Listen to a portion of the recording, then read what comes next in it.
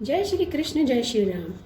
आज की कथा में हम जानेंगे कि कामनाओं के अनुसार किसको किस देवता की उपासना करनी चाहिए।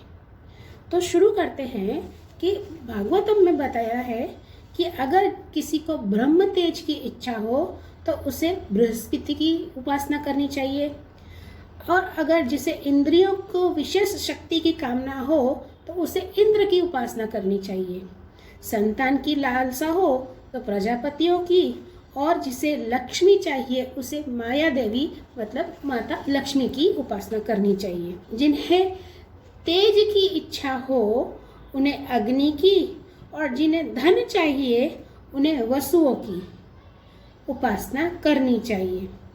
अगर किसी को प्रभावशाली बनना है तो उसे रुद्र की उपासना करनी चाहिए, और किसी जिसको अन्न की प्राप्ति करनी हो तो उसे अदिति की उपासना करनी चाहिए। जिसे स्वर्ग की कामना हो उसे आदित्यों की उपासना करनी चाहिए। राज्य की अभिलाषा जिसे हो उसे विश्व देवों की उपासना करनी चाहिए, और जो अपनी प्रजा को अनुकूल बनाने की इच्छा रखता हो तो उसे साध्य देवताओं की आराधना करनी चाहिए। आगे बताते हैं कि किसी को लंबी आयु की इच्छा हो तो उसे अश्विनी कुमारों की उपासना करनी है, और अगर किसी को पुष्टि की इच्छा हो तो उसे पृथ्वी और आकाश की उपासना करनी चाहिए।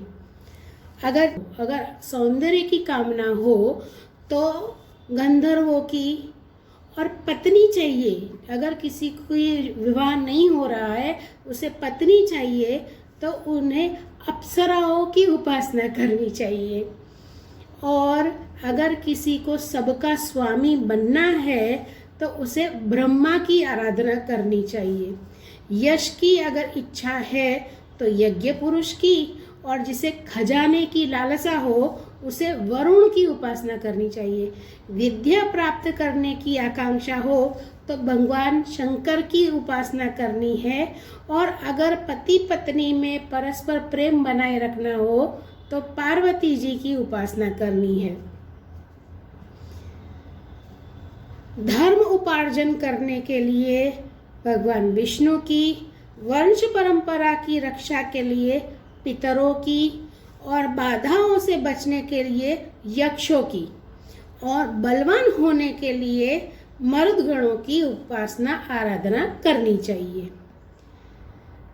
राज्य के लिए मनवंतरों के अधिपति देवों की, भोगों के लिए चंद्रमा, और निष्कामता प्राप्त करने के लिए परम पुरुष नारायण को भजना चाहिए।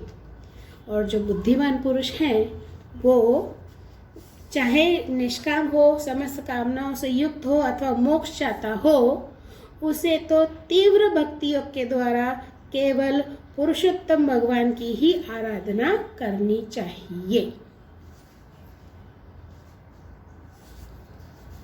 आज की कथा आपको कैसी लगी कमेंट करके ज़रूर बताइएगा। छोटी सी कथा थी, लेकिन जिसको जिस चीज़ की कामना हो उन्हें किस देवता की किसकी उपासना करनी चाहिए ये इसमें बताया गया है।